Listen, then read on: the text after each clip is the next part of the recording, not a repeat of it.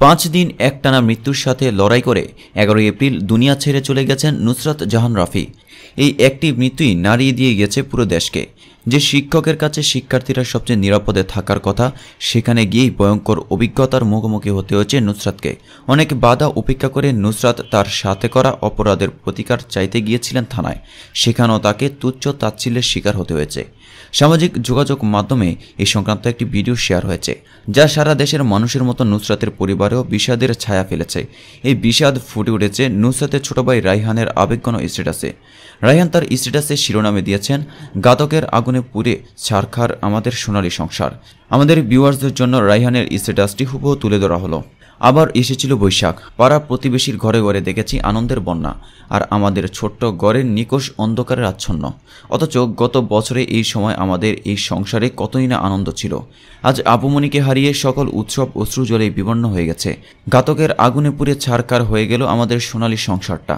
কখনো ভাবিনি আমাদের সমাজে মানুষের পোশাকধারী কিছু অসভ্য জ্যান্ত জানোয়ার বসবাস করে।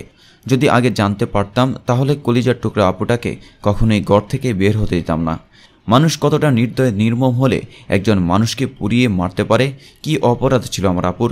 একজন লম্পটের যৌন নিপীড়ন রুখে দিতে প্রতিবাদী হয়েছিলেন আমার আপু। সেই প্রতিবাদের মৃত্যু হয়েছে 108 ঘন্টা বার্ন ইউনিটে আপুর শেষ নিঃশ্বাস ত্যাগের মাধ্যমে। শিক্ষা প্রতিষ্ঠান শিক্ষার্থীদের নিরাপদ আশ্রয়স্থল। বাবা মায়ের পর শিক্ষকরাই আমাদের বড় অভিভাবক।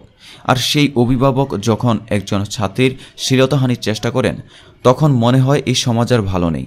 আবার লম্পটকে বাঁচানোর জন্য তার পক্ষে নিয়েছিল কিছু রাজনীতিবিদ ও মানুষরূপী লম্পট। লম্পটের বিচার চাইতে গিয়েছিলাম ওসি সাহেবের কাছে। তিনিও আমার আপুকে নিরাপত্তা না দিয়ে মানসিক নির্যাতন করে ভিডিও করলেন। ওসি সাহেব যদি সচেতন হয়ে ভিডিওটি তদন্ত করতেন কিংবা আমার আপুর নিরাপত্তা জোরদার করতেন, তাহলে আমার আপুকে পরপারে পাড়ি দিতে হতো না। আমার মনে পড়ছে আপুমনির আইসিইউতে বলা শেষ কথাগুলো, রায়হান, আম্মা আব্বার দিকে খেয়াল রাখিস, আমাকে নিয়ে চিন্তা করতে বারণ করিস। আমাকে যারা পুড়িয়ে দিল তাদের যেন সঠিক বিচার হয়, না হলে আমি মরেও শান্তি পাব না। মাননীয় প্রধানমন্ত্রী আমার আপুর চিকিৎসার দায়িত্ব নিয়েছিলেন, লম্পটদেরকে গ্রেফতারের নির্দেশ দিয়েছিলেন, আপুকে দেশের বাইরে পাঠানোর জন্য ডাক্তারগণের নির্দেশ দিয়েছিলেন। ডাক্তারগণ সর্বোচ্চ চেষ্টা করেও আপুকে বাঁচাতে পারেননি।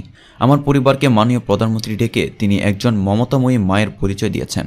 আমরা তার কাছে বলেছি আমার আপুর হত্যাকারীদের যেন দ্রুত বিচার ও সর্বোচ্চ শাস্তি দেওয়া হয়। তিনি আমাদের নিশ্চিত করেছেন যে বিচারে কোনো দুর্বলতাই রাখা হবে না, আসামিদের রেহাই দেওয়া হবে না বলে তিনি জানিয়েছেন। আমি মাননীয় প্রধানমন্ত্রী শেখ হাসিনা ও বিচার প্রশাসনের প্রতি আস্থা রেখে বলতে চাই, এই সকল জানোয়ারদের কঠিন শাস্তি দেওয়া প্রয়োজন। ভবিষ্যতে যেন কোনো ভাইয়ের বুক থেকে তার বোনকে কেড়ে নিতে না পারে। প্রতিদিন সন্ধ্যায় যখন বাড়ি ফিরি, দেখি আপুর রুমটা খালি পড়ে আছে। যেই টেবিলে বসে লেখাপড়া করত, সেখানে এই বই খাতাগুলো ঠিকই আছে। আছে আপুর ব্যবহৃত জিনিসপত্রগুলো। নেই শুধু আমার কলিজার টুকরা আপুটি। বিশ্বাস করুন, এক বুক চাপা কষ্ট বেদনায় আমার ছোট্ট হৃদয়টি দুমড়ে মুচড়ে যায়। প্রতিটি মুহূর্তেই মনে পড়ে আমার আপুর কথা। ঘুমের ঘরে জেগে উঠি আপুর শেষ দিনগুলির নির্মম কষ্টের কথা স্বপ্নে দেখে। শেষ রাতে চোখে এক ফোঁটা ঘুম আসেনি আপুর কথা ভেবে। আমাদের পরিবারের আস্থা ও বিশ্বাসের প্রতীক হলো আপু।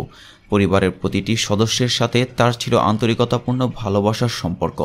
শান্ত মেজাজের অধিকারী হওয়ায় পরিবারের সকল সমস্যা অত্যন্ত দৃঢ় চিত্তেই সমাধান করত। আমাদের সাথে দূরের কথা, পাড়া প্রতিবেশীর কারো সাথে কোনোদিন ঝগড়া বিবাদে নিজেকে জড়ায়নি। আব্বুর অনেক আস্থাভাজন হওয়ার কারণে আব্বু কোনোদিন তার প্রিয় সন্তানের কোনো চাহিদা অপূর্ণ রাখেননি। প্রতিদিন ফজরের নামাজের পর তার কোরআন তেলাওয়াতের মধুর সুর এখনও আমার কানে বাজে। বাড়ির সকল কাজে আম্মুকে সহযোগিতা করত। আম্মু আমাদেরকে নিয়ে টেনশন করলে আপু অভয় দিয়ে বলতো, আমরা এমন কোনো কাজ করব না যাতে আমাদের সম্মানহানি হয়, বরং আমরা 3 ভাই বোন পড়ালেখা করে মানুষের মতো মানুষ হয়ে সমাজে আপনাদের মুখ উজ্জ্বল করব। সেই উজ্জ্বলতার প্রতিচ্ছবি ছিল আমাদের সংসার। আপুর মতো ক্ষণ জন্মবোন আমাদের ছোট ঘরকে সবসময় আলোকিত করে রাখত, যা আজ নিভে গিয়ে এক মুঠো ছায়ায় পরিণত হয়েছে। আজ সারা দেশে, এমনকি দেশের বাইরেও আমার আপুর হত্যাকাণ্ডে মানুষ যেভাবে প্রতিবাদ মুখর হয়ে উঠেছে, তাতে আমার মনে পড়ে যাচ্ছে কবির বলে যাওয়া কথা, এমন জীবন করিবে গঠন, মরণে হাসিবে তুমি, কাঁদিবে ভুবন। আল্লাহর কাছে একটাই চাওয়া, আমার আপুকে যেন তিনি জান্নাতুল ফেরদাউস দান করেন, আর খুনিদের দুনিয়া ও আখিরাতের কঠোর শাস্তি প্রদান করেন।